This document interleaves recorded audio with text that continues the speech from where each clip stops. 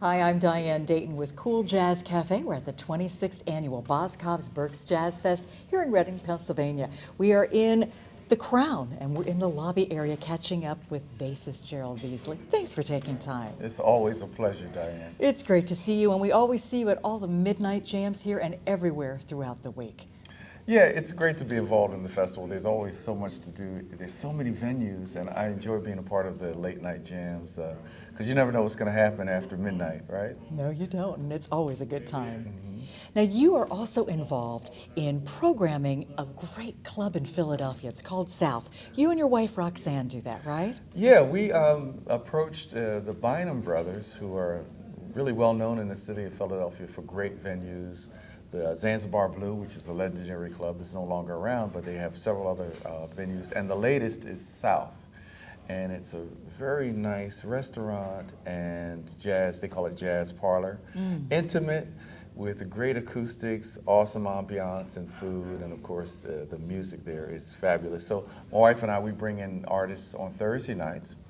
It is a 6 nights a week venue for primarily straight ahead jazz, but we present contemporary artists and have them play everything, from straight ahead to the smooth jazz and everything in between.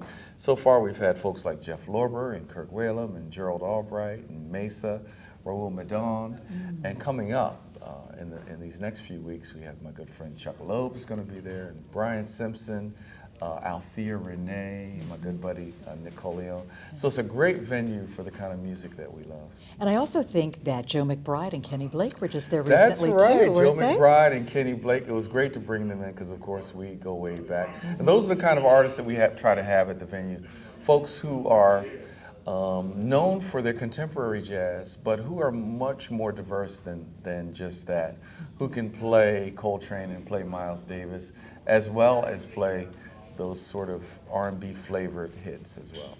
I love the fact that you're doing this because this festival is wonderful for 10 days. We all get together and have what feels like to me jazz camp and hanging out and hearing great music, doesn't it? Yeah. But it's great to know there's a place we can go, a venue we can go on a regular basis to hear this music. Talk to me a little bit more about Unscripted Jazz. Right, so the Unscripted Jazz concept really came out of this experience that I had at the Berks Jazz Fest, hosting the jam sessions for all these years. I realized that the musicians love it, certain musicians love it, when they get a chance to really let their hair down and not play what's necessarily expected and sort of get off script and play songs that maybe they don't have a chance to play normally in their show. That's what happens at the jam session.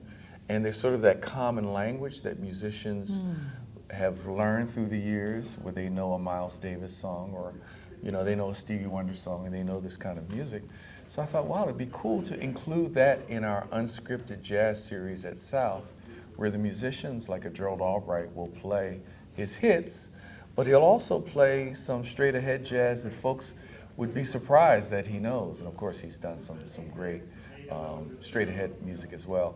But we like creating that excitement because it's spontaneous, and it also lets the musicians show what they can do when they're unscripted. What are you hearing? I know people are talking about this. What do you hear from the people that are attending and the artists that attend? Well, the audiences love it. First of all, they can't believe that they can get so close to these really well-known, established artists that they're used to seeing in the large venues. But when you bring them into a 70-seat jazz parlor that's intimate, and they're just, almost can reach out and touch a Peter White, they love that, and they love the programming of it in terms of the type of music that the artists are playing. So it's been just a great response. How different is it for you in playing in a small venue like that, the intimacy? How do you feel? What's going on? What's that interaction? Well, you can feel the energy of an audience in a different way in a small venue. It's almost like they're part of the performance because the energy is palpable. They're right there, and you can hear their reactions and feel their reactions in a different way than with a large audience. So I really love those small venues. They're loving it. The only complaint that I hear is people say, well, wow, Thursday, I'm going to have to now put it in my schedule and my budget every Thursday. People just, when they see the artist, they just really don't want to miss it. I applaud your efforts because this is something that I think so needed. I miss that injection that you get because music really does connect us and it puts us in a really good space. It absolutely does. And nothing like that Thursday night right before the Friday getting that together. Right. Well, right? Thursday now is becoming the new Friday. I have lots of justifications for people to kind of make sure that you come. For example, on Friday, you can just wear sunglasses at work. You can make sure you don't schedule any important meetings on Friday.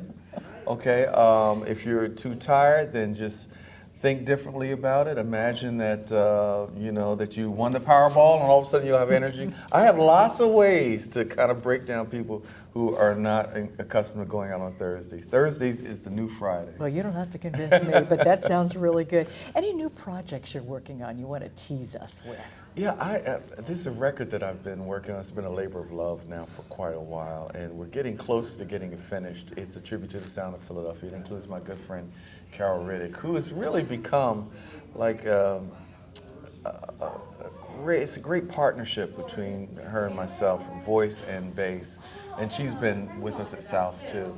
So that's part of my goal to get that out this year, and I'm really excited about that. That sounds really exciting because I know I've heard her perform with you and I think it's just magical. Yeah, it really is. Yeah. And you know, we have great singers that come to South. In addition to her, we've had Mesa, and who was fantastic. In fact, you know, we talked about it being Thursday nights. Well, when we put up the tickets for Thursday night, they sold out so fast, we just asked, well, can we do another night? And then we did Friday, and that sold out. And then Saturday. So it's been one of those things with an artist like that and a lot of these other artists. But the vocals, I really enjoy doing tributes. We have next week a tribute to the great Nancy Wilson by a good friend of mine, Liz Hogue, who's a fabulous singer. Then after that, we're going to do the music of Nina Simone, which we did a few weeks ago, and that sold out, so we had to bring it back. So I hope that there's enough diversity and diversity in the program that people will really enjoy coming out. What time are these concerts?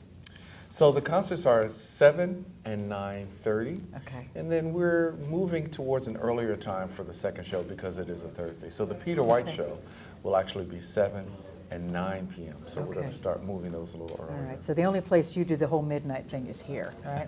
This is exclusive here It's at the Berks here. Jazz Fest. And I can't wait to attend it. I know the first weekend was great and the second weekend's going to be wonderful too. Yeah, and it's always great to see your face out there. Yeah, well, I enjoy it. I really enjoy what you do. Thanks for taking time. It's My always pleasure. great to catch up with you. Thank you. And we're coming to you from the Berks Jazz Fest in Reading, Pennsylvania.